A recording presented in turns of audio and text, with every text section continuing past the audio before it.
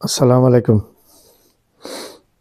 নেপাল একটি কাজ করে দেখিয়েছে ভারতকে। নেপালের নতুন যে মুদ্রাটা বের হয়েছে সে মুদ্রাতে ভারতের অনেকাংশ নেপালের বলে নেপালের ম্যাপের মধ্যে দেখানো হয়েছে এবং নেপাল নাকি বলেছে এগুলো আগে নেপালের অংশ ছিল, এখন ভারত সেগুলো জোরপূর্বক দখল করে নিয়েছে। যাক, আমরা নেপালের দাবিটাকে অগ্রাহ্য করব না, কারণ ভারতের ইতিহাস আছে আরেক দেশকে দখল করা। যেমন 1947 সালে ভারত স্বাধীন হয়েছে, পাকিস্তান স্বাধীন হয়েছে, একই সাথে হায়দ্রাবাদও একটি স্বাধীন রাষ্ট্র হিসেবে প্রকাশ পেয়েছিল মুসলিম অধ্যুষিত। সেই হায়দ্রাবাদকে 2 বছরের মাথায় প্রায় 2000 মুসলমানকে হত্যা করে ভারতীয় সেনাবাহিনী এই হায়দ্রাবাদকে দখল করেছে। দখল করে 4-5 টুকরা করে বিভিন্ন জায়গায় বিভিন্ন স্টেটের সাথে ঢুকিয়ে দিয়েছে। তা আমাদের এখন দাবি হায়দ্রাবাদ আবার সেই পূর্বের ম্যাপ নিয়ে হায়দ্রাবাদ স্বাধীন রাষ্ট্র হিসেবে প্রকাশ পাক। কাশ্মীর, জম্মু কাশ্মীর আজাদ কাশ্মীরের সাথে যুক্ত হয়ে পাকিস্তানের সাথে যুক্ত হয়ে একটি স্বাধীন হয়ে পাকিস্তানের সাথে যুক্ত, আর নাইলে একটি স্বাধীন রাষ্ট্র হিসেবে প্রকাশ পাক। ঠিক একইভাবে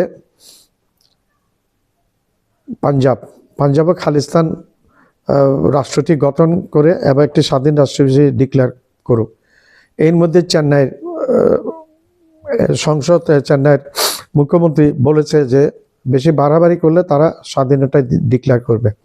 পশ্চিমবাংলা ভারতের সাথে থাকতে চাচ্ছে না। তারপর সেভেন সিস্টার মধ্যে বিদ্রোহের আগুন জ্বলছে, তারা ভারতীয়দের সাথে থাকতে খুব একটা চাচ্ছে না। তো প্রত্যেকটা রাজ্যগুলা, বেশিরভাগ রাজ্য ভারতের সাথে থাকতে চাচ্ছে না। তো আমরা চাচ্ছি তাদের অচিরেই তাদের স্বাধীনভাবে স্বাধীন হয়ে যাক। তো এই নেপালকে অনেক তলগত করে রেখেছিল ভারত বিভিন্ন সময়। সেই নেপাল, ভারতের একটি সমস্যা আছে, ভারত তার প্রতিবেশীদেরকে পাত্তা দেয় না, প্রতিবেশীদেরকে আন্ডার এস্টিমেট করে। তারাই মহৎ, প্রতিবেশীরা কিছুই না। যে ভারতীয়রা ম্যাক্সিমাম ভারতীয় 70% ভারতীয় যে এখনও মলমূত্র ত্যাগ করে খোলা আকাশের নিচে দলবদ্ধ হয়ে মলমূত্র ত্যাগ করে। আমি দেখেছি ট্রেনে, আমি পশ্চিমবাংলা থেকে ওয়েস্ট বেঙ্গল থেকে দিল্লি যাওয়ার পথে বিহারে দেখেছি গ্রুপ করে পুরুষ মহিলা একসাথে মল ত্যাগ করছে। তো যে দেশের মানুষ ওপেন রাস্তার ট্রেনের পাশে মল ত্যাগ করে, সেই সমস্ত মানুষ নিজেদেরকে সভ্য মানুষ দেখায়। এটা একটা হাসির খোরাক ছাড়া আর কিছুই না। তো এই নেপালও একসময় ভারত দ্বারা অত্যাচারিত হয়েছিল। বাংলাদেশ এখন যেভাবে অত্যাচারিত হচ্ছে বিগত 40-50 বছর, ভুটানও অত্যাচারিত হয়েছে, তারপর শ্রীলঙ্কা অত্যাচারিত হয়েছে, মালদ্বীপও অত্যাচারিত হয়েছে ভারত দ্বারা। এই জন্য কোনো দেশে এখন ভারতকে আর পছন্দ করে না, ভারতকে গ্রহণ করতে চাচ্ছে না। তো নেপাল দেখেছে, নেপালের আগের যদি রাষ্ট্র অংশ থাকে তো নেপাল দেখেছে এটা নেপাল সঠিক কাজটি করেছে।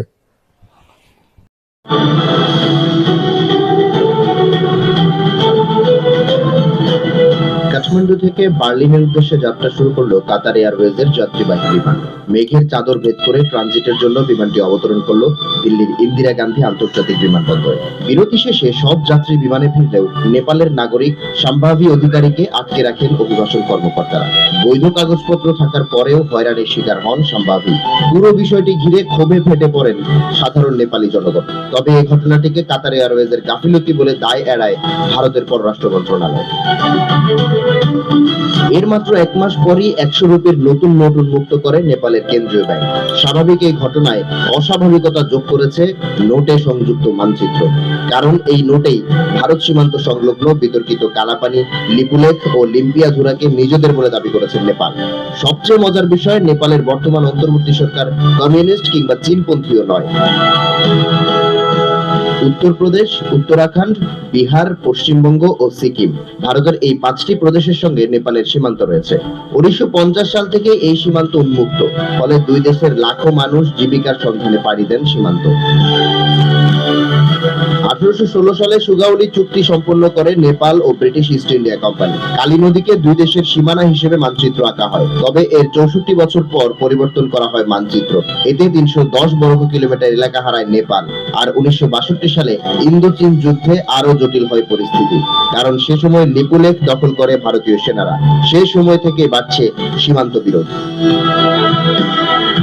সম্প্রতি এ প্রসঙ্গে নিবন্ধ প্রকাশ করেছে কাঠমান্ডু পোস্ট, যেখানে রাজনৈতিক বিশ্লেষক নির্মল কান্ডেল জানান, অভিবাসন জটিলতা নয়, বরং ভারতীয়দের আচরণে আঘাত পেয়েছেন নেপালিরা। প্রতিবেশীদের সবসময় মনস্তাত্ত্বিকভাবে ছোট করার মানসিকতা রয়েছে ভারতীয়দের, যা তৈরি করেছে বিভক্তি। এই মনস্তাত্ত্বিক দ্বন্দ্ব যতদিন নিয়ন্ত্রণে আসছে না, ততদিন সীমান্ত বিরোধের মতো আরো সমস্যা বাড়তে থাকবে। ছোট ভাইয়ের মতো নয়, বরং নেপালকে সমকক্ষ হিসেবে দেখতে ভারতকে পরামর্শ দিয়েছেন এই বিশ্লেষক। বর্তমানে ভারতীয় সেনাবাহিনীর গোর্খা রেজিমেন্টে 32,000 সেনা কর্মরত রয়েছেন। পরিস্থিতি নিয়ন্ত্রণে আনা না গেলে বিদ্রোহ করতে পারেন রেজিমেন্টের সদস্যরা, যেমনটা দেখা গেছে 1984 সালে শিখ দেহরক্ষীদের হাতে তৎকালীন ভারতীয় প্রধানমন্ত্রী ইন্দিরা গান্ধী নিহত হবার মাধ্যমে।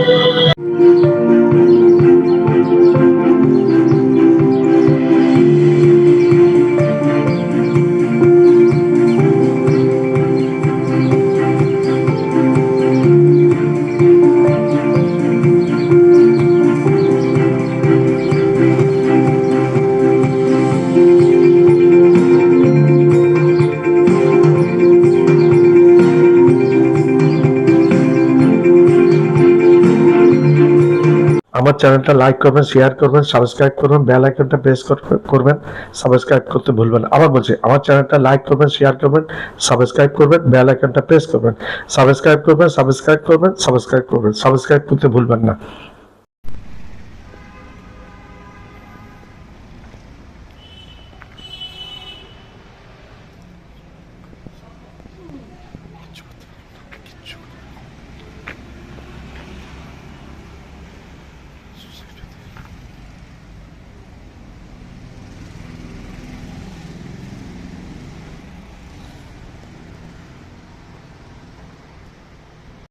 আমার চ্যানেলটা লাইক করবেন, সাবস্ক্রাইব করবেন, শেয়ার করবেন, বেল আইকনটা প্রেস করবেন, সাবস্ক্রাইব করতে ভুলবেন না।